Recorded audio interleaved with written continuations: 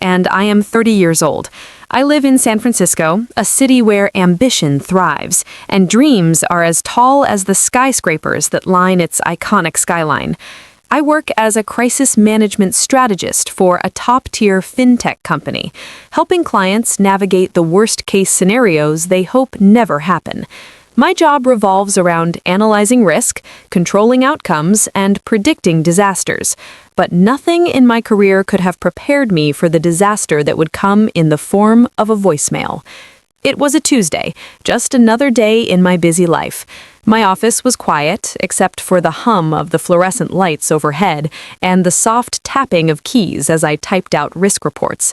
The weather outside was typical for San Francisco in the fall, a gray, overcast sky that seemed to mirror the weariness I felt. The cold cup of coffee on my desk had gone mostly ignored as I stared at the numbers on my computer screen. The data never stopped, but that day, something felt off. I was going through the final details of a report, my mind working through each layer of a financial risk, when my phone buzzed. A voicemail. I didn't recognize the number, but something in me, something deep down, urged me to listen. It was my mom. My heart sank. It had been months since we'd last spoken. My parents had always been a complicated part of my life. My dad, the ever-demanding businessman, and my mom, a woman who prided herself on keeping the family afloat. Over the years, I had done everything in my power to succeed and prove myself to them, but it never seemed enough. Yet, in a way, I had always remained the backbone of the family's business operations, the one person they could rely on to take charge when things went wrong. As I clicked on the voicemail, I was prepared for the usual monotony of my mother's well-meaning advice. What I wasn't prepared for was the cold, detached voice that greeted me. "Natalie," my mom said, her voice utterly flat, as though she were reading a script. "You're out. Don't come back. We're moving on without you." The words hit me like a cold slap across the face. There was no explanation, no emotion in her voice, just an undeniable finality. I had been written out of the family business. It wasn't a decision, it was a verdict. I sat there in stunned silence, my hands trembling slightly as I looked at the screen. The room around me seemed to disappear. The noise of the office, the tapping of keyboards, all of it faded away. For a few seconds, I was paralyzed. I thought I might faint. But then, something inside me clicked. The instinct that I had spent years honing in my job as a strategist kicked in. No time for emotions, no time for arguments. I didn't call back. I didn't scream. I didn't cry. Instead, I picked up my phone and sent a simple text, "Okay." That was it. With a sense of grim determination, I moved quickly. I wasn't just a passive participant in this family drama. I was in control now. I pulled up the family LLC account, the one I had meticulously built from the ground up. It held everything: the rental properties, the investments, the real estate deals we were in the middle of, the one I had worked tirelessly to maintain, all while being overlooked by my family. Without a second thought, I locked everything down. Every asset, every document, every permission that had my name attached to it. No more spending on my credit, no more using my name for leverage. I took back control, piece by piece. It was the only way to protect myself from the chaos they had just unleashed. Next, I called the real estate agent involved with the triplex deal we were about to close on. I had spent months working on this, putting in hours of work to secure the property, to make sure everything was in place. But now, with a single phone call, I withdrew from the deal. I didn't owe them an explanation. "Consider this my official withdrawal," I told the agent.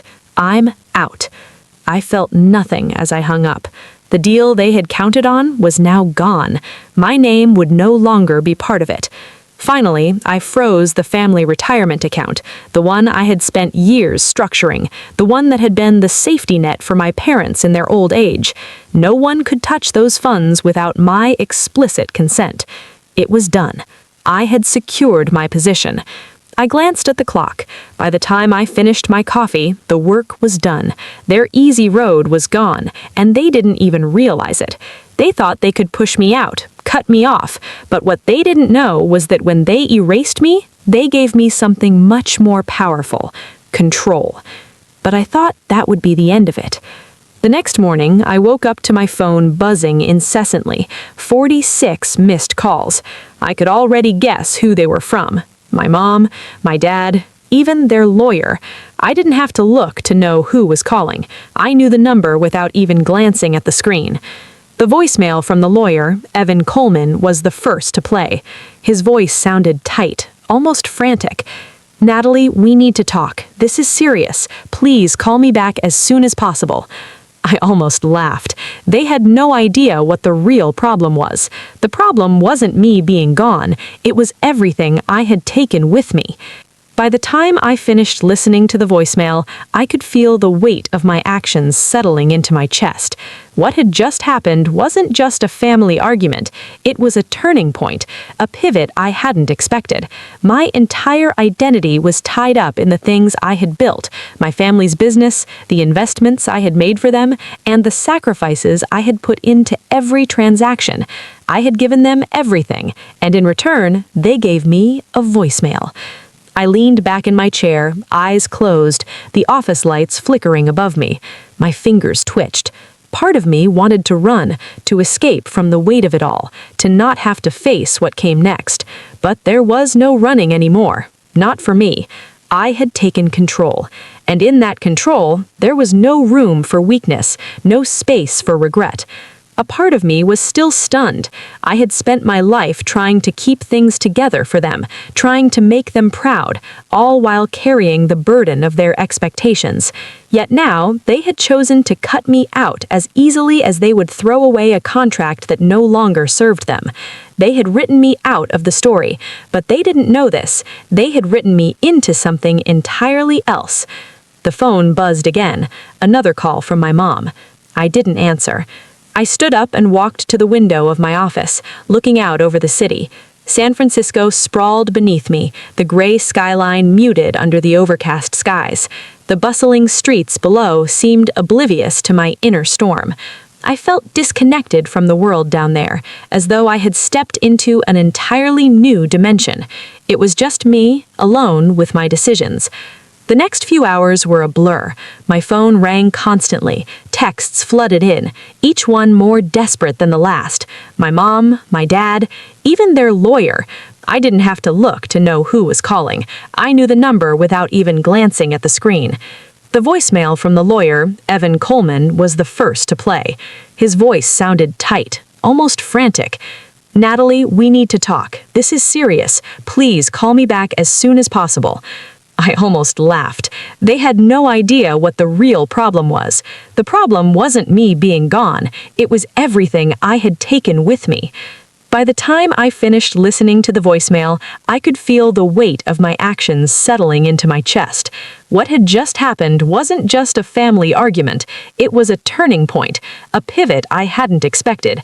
My entire identity was tied up in the things I had built: my family's business, the investments I had made for them, and the sacrifices I had put into every transaction.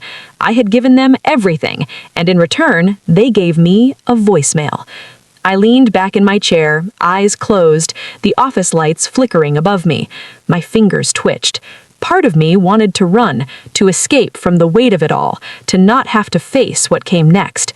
But there was no running anymore. Not for me. I had taken control. And in that control, there was no room for weakness, no space for regret. A part of me was still stunned. I had spent my life trying to keep things together for them, trying to make them proud, all while carrying the burden of their expectations. Yet now, they had chosen to cut me out as easily as they would throw away a contract that no longer served them. They had written me out of the story, but they didn't know this. They had written me into something entirely else. The phone buzzed again, another call from my mom. I didn't answer. I stood up and walked to the window of my office, looking out over the city. San Francisco sprawled beneath me, the gray skyline muted under the overcast skies. The bustling streets below seemed oblivious to my inner storm. I felt disconnected from the world down there, as though I had stepped into an entirely new dimension. It was just me, alone with my decisions. The next few hours were a blur. My phone rang constantly. Texts flooded in, each one more desperate than the last. My mom, my dad, even their lawyer. I didn't have to look to know who was calling. I knew the number without even glancing at the screen. The voicemail from the lawyer, Evan Coleman, was the first to play. His voice sounded tight, almost frantic. "Natalie, we need to talk. This is serious. Please call me back as soon as possible." I almost laughed. They had no idea what the real problem was. The problem wasn't me being gone. It was everything I had taken with me. By the time I finished listening to the voicemail, I could feel the weight of my actions settling into my chest. What had just happened wasn't just a family argument. It was a turning point, a pivot I hadn't expected.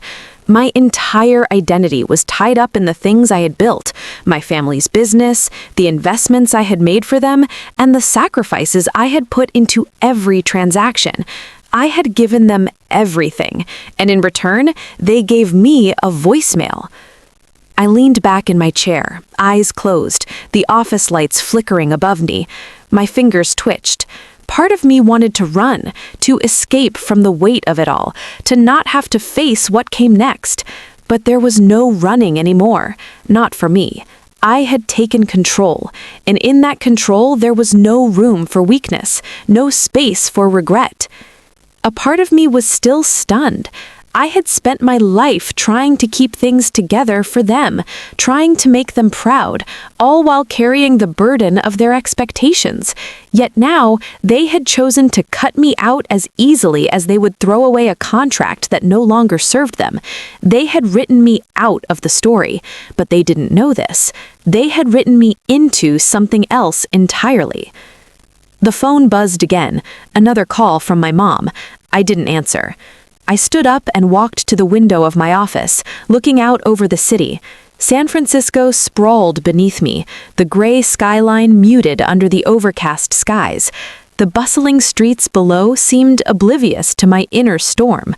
I felt disconnected from the world down there, as though I had stepped into an entirely new dimension. It was just me, alone with my decisions. The next few hours were a blur. My phone rang constantly. Texts flooded in, each one more desperate than the last. My mom, my dad, their voices filled the airwaves, pleading for me to call them back, to come home. But why?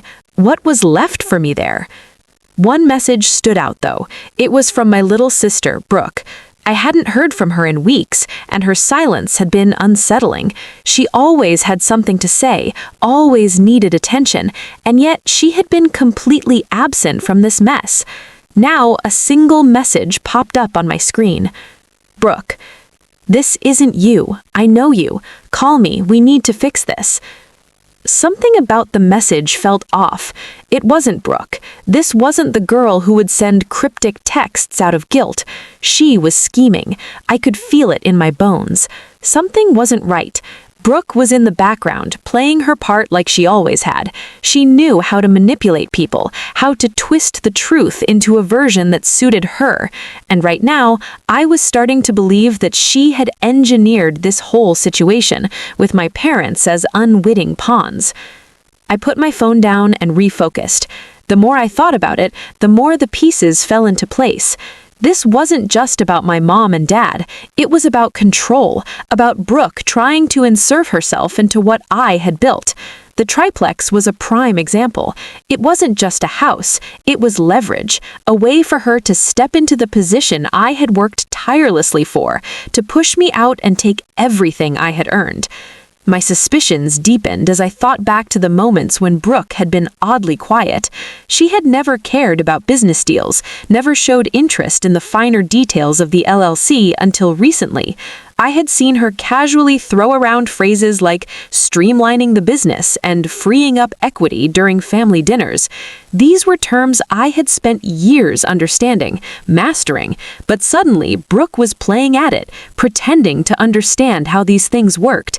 It was as though she had been rehearsing for this moment, waiting for an opening. The signs I missed. By the time I arrived at my apartment that evening, I had already constructed the framework for a new reality. I had locked down everything I could, the investments, the properties, the family LLC, but the truth was starting to set in. I wasn't just protecting myself, I was protecting everything I had ever worked for, from the people I loved the most. The situation was far worse than I realized. The calls, the texts, the pleas for me to come back weren't just about family, they were about money. And that's when it hit me.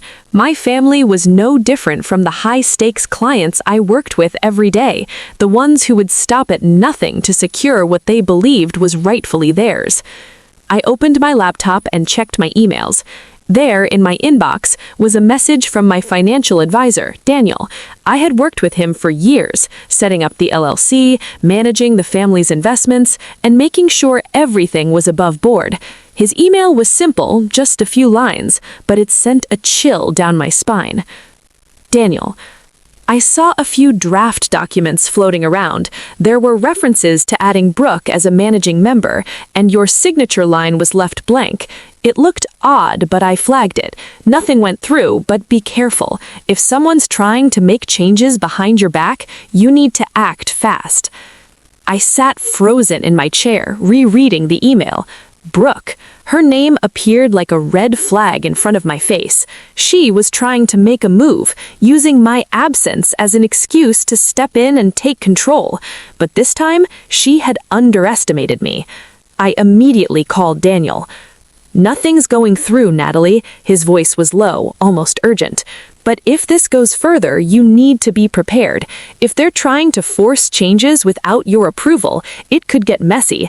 I suggest you tighten up everything. Legally, financially, don't give them an inch. The conversation lingered in the back of my mind as I hung up. I had been too busy trying to hold my family together to see the danger lurking right under the surface. But now I could see it clearly. This wasn't about emotion. This was about control, and Brooke wanted it. The next morning, my phone rang again. 46 missed calls. But it wasn't just my mom or dad anymore. There were more calls from lawyers, agents, and other family members I hadn't even spoken to in years. The floodgates had opened, and I could hear the desperation in their voices. My parents wanted me to come back, to fix things, to be the person they could rely on once more, but they hadn't realized that by pushing me out, they had pushed me into a position of power, a power that was now firmly in my hands. As the day wore on, I couldn't help but smile to myself. The very people who had thrown me out of their lives were now begging for my help, but what they didn't realize was that they no longer had anything to offer. They had lost me, and I wasn't coming back, not until everything was set right. The stakes had never been higher.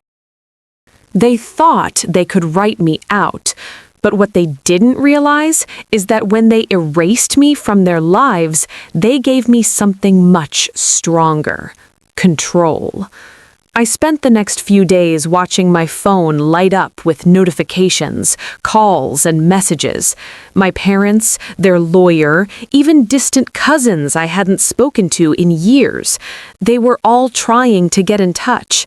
My family had always been chaotic, but this felt different. I was no longer just part of the storm. I had become the eye of it, the center of everything they feared, and the one thing they couldn't control anymore. Each call, each text felt like another attempt to reach me, to pull me back into their web of emotional manipulation. But I wasn't falling for it this time. I had finally broken free. The cold detachment that had settled over me in the wake of that voicemail felt like armor. I had become someone else, someone who no longer had to play the roles they wanted me to. I didn't owe them an explanation. I didn't owe them anything.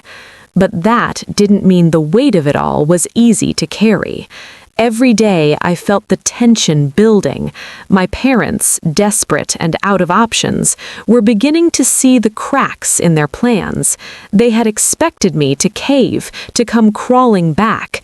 They hadn't realized that when they pushed me out, they didn't just lose a daughter, they lost everything I had built for them. All the work, the deals, the future I had designed, all of it was slipping through their fingers. I sat at my desk one morning, staring at the screen. My coffee sat forgotten next to me, half drunk and cold, just like the rest of my life. Everything I had worked for was now at risk, and the realization began to sink in. If I didn't keep control, everything would come undone. I pulled up the LLC's documents once more, going over each section, checking for any loopholes they might exploit. Brooke, my little sister, her name haunted me. She had always been the one to slip through the cracks, the one who managed to manipulate my parents into doing things her way. But now, her game was about to be exposed. I wasn't going to let her waltz into what I had worked so hard to build. Not this time. It didn't take long for the message to come through. Brooke had finally decided to make her move. A text popped up on my phone, and I stared at it for a long moment before opening it. It was short, direct, and, as always, manipulative. Brooke, what do you think you're doing, Natalie? Pulling out of the deal, locking down accounts, making this a mess? This is not you. You need to come back and fix this. I knew exactly what she was doing. She was trying to play the victim, trying to paint herself as the one who was looking out for the family. But there was nothing genuine in that message. It was all part of her plan, her attempt to control the narrative. She was building a story where I was the unstable one, the one who couldn't handle the pressure. She was trying to make it seem like my actions were out of some mental breakdown, some irrational decision. It was her way of framing herself as the calm, reasonable sibling. I didn't respond right away. Instead, I opened the app that controlled the security cameras in my building. I had installed them after a series of break-ins had happened a few years ago. The cameras weren't just for safety, they were a way to keep track of who was coming and going. That morning, I watched the footage from earlier in the day. There was my dad, standing outside the door to my building, his face drawn and tired. He checked his phone, looked up at the entrance, and then turned away, walking off without even trying the buzzer. No knock, no attempt to speak to me, just a quiet retreat. The action spoke volumes. I stared at the footage for what felt like an eternity. My dad had always been the one to act tough, to pretend everything was under control, but here he was, defeated, unable to confront me, unable to face the consequences of his actions. The sight of him walking away, not even bothering to reach out to me, made something inside me snap. This wasn't just about the business anymore. It was about everything I had sacrificed for them, everything I had done to protect them, and yet they were willing to throw me away without a second thought. And I realized something in that moment. I wasn't the problem. They were. They had never truly seen me, not for who I was, not for what I had built. They had always seen me as a tool, a means to an end. I was just the one who made things happen. When things went wrong, they could blame me, and when things went right, they could take the credit. But not anymore. I wasn't going to let them control the narrative. I was done being their safety net, done being the one they could use when it was convenient. If they wanted to rewrite the story, they would have to deal with the consequences of their actions. The following days passed in a blur of messages, missed calls, and frantic emails. My parents tried to pull me back in, but the more they pushed, the further I pulled away. It was clear to me now, my role in this family was never about love. It was about control. And if they thought they could manipulate me with guilt and desperation, they had another thing coming. I started drafting emails. Not to my parents, no. I was drafting a plan, a way to secure my future and protect what was mine. The LLC, the retirement accounts, the assets, all of it needed to be protected. I was no longer just a part of the family. I was a shareholder, and it was time to take back control. By the time I met with Daniel again, I had a full plan in place. I wasn't going to let them get away with what they had tried to do. I wasn't just protecting myself. I was going to protect everything I had built, everything that had been built under my name. When I walked into his office, Daniel didn't waste time. He could see the seriousness in my eyes, the determination that had taken over. I handed him a folder filled with documents, contracts, statements, and a new operating agreement for the LLC. We weren't going to let anyone else into the business. My name and my father's would be the only ones that counted. As we finalized everything, I felt a sense of calm wash over me. I was in control now. The power had shifted. This wasn't just about money. It was about respect. It was about making sure that no one would ever again be able to take advantage of the work I had put in. Weeks passed before the final confrontation came. I had sent letters to my parents, emails to the lawyers, and text messages to Brooke, laying out the terms of my withdrawal from the family business. It wasn't about revenge. It was about setting boundaries. It was about making sure that no one could use me, my work, or my name for their own gain. And then the day came, the day I would sit down with my parents and finally confront them face to face. They had pushed me out. Now they would see just how much they had lost. The night before, I sat in my apartment going over the documents one last time. I was calm. I was ready. This was it. The days leading up to the meeting with my parents felt like an eternity. Every notification on my phone felt like a ticking clock. Every message that came through, every call from my parents, their lawyer, Brooke, all of it felt like an attempt to re-enter the space I had fought so hard to claim. A space where I was finally in control. The one place where no one could dictate my life, my choices, or my future. But as the day approached, I couldn't shake the growing sense of anticipation. I had done everything to protect myself. I had secured my position, locked down the assets, set the boundaries, but deep down, I knew this meeting would be a defining moment. It wasn't just about money anymore. It was about asserting my identity in a family that had never fully seen me. A family that had tried to strip me of everything I had worked for. The truth was, no matter how much I tried to distance myself from them, there would always be this underlying pull, this feeling that I had to fight for recognition. I had spent my whole life trying to make them proud, trying to fulfill roles they had defined for me. But it was time to let go of that. It was time to stop trying to fit into their expectations and start creating my own.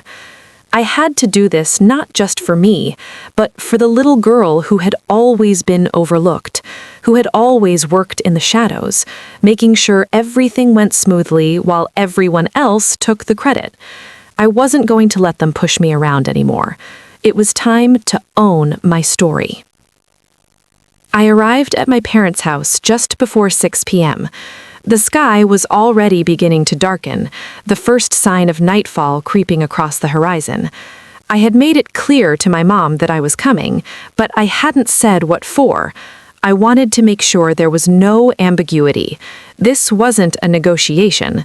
This was the truth, and I was ready to face it head on.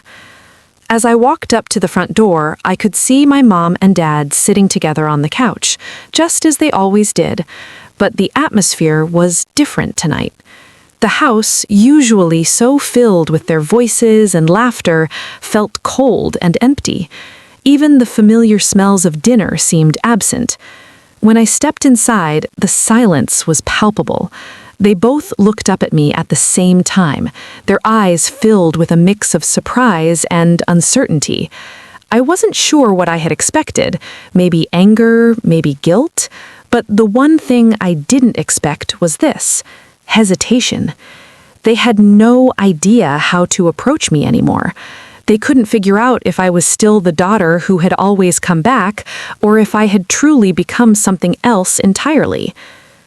"Natalie," my mom said softly, standing up from the couch, "thank you for coming." I nodded, but there was no warmth in my response. "I'm here to talk about everything." My dad looked at me, his face creased with worry, but he didn't say anything.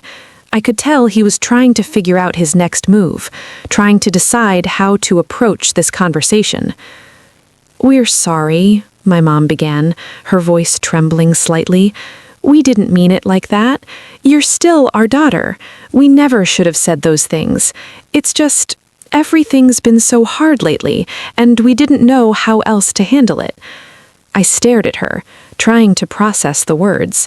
I had spent years hearing this, the same excuses, the same pleas, the same apologies after the fact.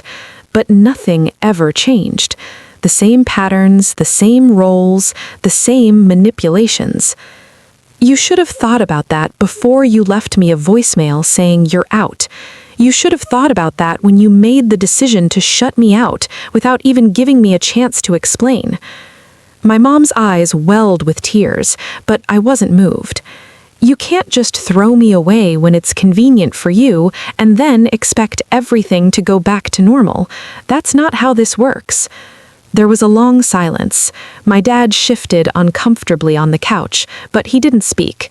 My mom looked like she was on the verge of saying something else, but I cut her off. "Look," I said, my voice firm, "I didn't build everything I have so you could take it from me. And I'm not going to let anyone else, especially you, take credit for what I've earned. If you want a relationship with me, it's going to be on my terms. I'm done being your emotional safety net. I'm done being the person you turn to when you need something fixed." There was a long silence. My mom's eyes searched mine, but I wasn't going to back down. "You were always the strong one, Natalie. We knew we could count on you. Maybe we relied on that too much. Yeah, and now it's time for you to deal with the consequences of that." As the evening wore on, the conversation slowly came to a close. There were no more apologies, no more empty promises. Instead, there was a quiet understanding. They had failed me. They had failed to see me. And now the consequences were clear. But it wasn't over yet. The battle was just beginning. I had done everything I could to protect myself, to secure what was mine. The legal documents I had drawn up were airtight. The contracts I had put in place were unbreakable. But I knew that no matter how many documents I signed, no matter how many assets I protected, the real fight was only just beginning. It wasn't about money anymore. It was about control. It was about setting boundaries that would never be crossed again. The days following the confrontation were a whirlwind of phone calls, emails, and legal documents. My parents, still reeling from the realization that they had lost their grip on the family business, tried everything to regain some sense of control, but I wasn't about to let that happen. Not anymore. I spent hours each day reviewing contracts, meeting with lawyers, and drafting emails to finalize the legal structure that would protect my assets, my business, and my name. The family LLC, once a joint venture between my parents and me, had become a battleground. My parents had attempted to claim what was mine by insinuating themselves back into the company, but I had already locked them out. Each day, as I worked through the legalities, a sense of calm settled over me. I wasn't just securing my future, I was asserting my independence. I had spent so long being the good daughter, the one who always played by the rules, that I had forgotten what it felt like to be in control. Now I was reminded, and the power was intoxicating. I didn't need them, and the more I realized that, the clearer everything became. It wasn't long before Brooke made her final play. She had been quiet for days, but I knew it wouldn't last. My sister had never been one to stay in the shadows for too long. She thrived on drama, on chaos, and now, with the family business at risk, she saw an opportunity to insert herself into the narrative once more. One morning, I woke to a text message from her. It was brief, but I could feel the weight of it. The desperation in her words was unmistakable. Brooke, I don't know what you're trying to prove, but this has gone too far. You've taken everything from us. I'm not going to let you destroy what's left of our family. Meet me at the office. We need to talk. I stared at the message for a long time, debating whether or not I should respond. There was nothing left to say to her. She had already shown her true colors. But as the day wore on, the temptation to confront her grew stronger. I had worked so hard to protect everything that was mine, but in doing so, I had left a part of me behind, the part that had always been the good daughter, the one who kept the peace. It was time to stop being that person. I grabbed my keys, walked out the door, and drove to the office. It was time for the final confrontation, the one where I took control, once and for all. When I arrived at the office, I saw Brooke standing by the reception desk. She was dressed in one of her signature outfits, something trendy, something that screamed, "I'm in control," even if she was barely holding things together. Her face was a mask of frustration and guilt, her eyes darting around the room as if searching for an escape. "Natalie," she said when she saw me. Her voice was soft, almost pleading, but there was an underlying edge to it. "You've taken everything, the LLC, the accounts, the deals. You've locked me out completely. You can't just do this. You can't throw away everything we built as a family." I didn't respond immediately. I simply stood there, watching her, waiting for the truth to come out. I had known her too long to be fooled by her words. She was trying to paint herself as the victim, the one who was being left behind. But the truth was, she was the one trying to take everything I had worked for. She was the one who had been playing the game behind the scenes, trying to rewrite the story to suit her own ambitions. "Brooke," I said finally, my voice steady but firm. "You can't keep doing this. You can't keep pretending like you care about this family, about the business, when you've been lying to everyone to get what you want. You tried to cut me out. You tried to make it seem like I was unstable, like I was the one who couldn't handle the pressure. But I see through you now." Her eyes flickered with anger, but she quickly masked it with a forced smile. "You're just upset because I'm standing up for myself. You've always been the one in control, the one who made all the decisions, and now you can't stand it." I shook my head. "This isn't about control, Brooke. This is about respect, about boundaries. You've been trying to use this family as a way to get what you want, but I'm not your pawn anymore." For a moment, she just stood there, speechless. I could see the wheels turning in her head, trying to come up with a new strategy. But she had already lost. I had already won. By the time I left the office that day, I had made my decision. I wasn't going to be part of this toxic cycle anymore. I had already fought too hard to let them pull me back in. The family, the business, the legacy, it was all mine now. I had built it, I had protected it, and I wasn't going to let anyone take it from me. The following days were quiet. My parents didn't try to reach out again.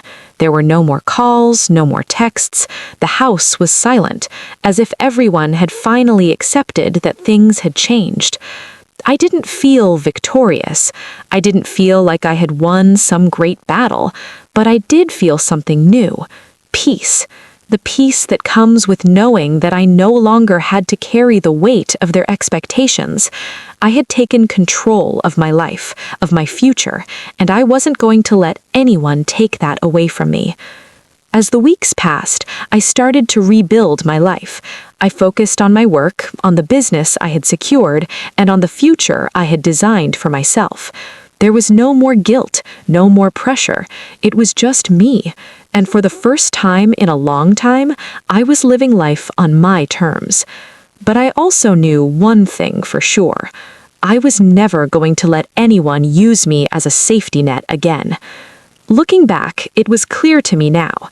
The lesson wasn't just about protecting my assets or my business. It was about protecting myself, my identity, my autonomy, and the realization that I didn't need anyone's approval to be who I was. I had spent years trying to fit into roles I didn't want, trying to live up to expectations that weren't mine to begin with. But now I had created something new, something that was truly mine. I had learned that saying no was not weakness. Saying no was strength, and that strength was something I would carry with me for the rest of my life.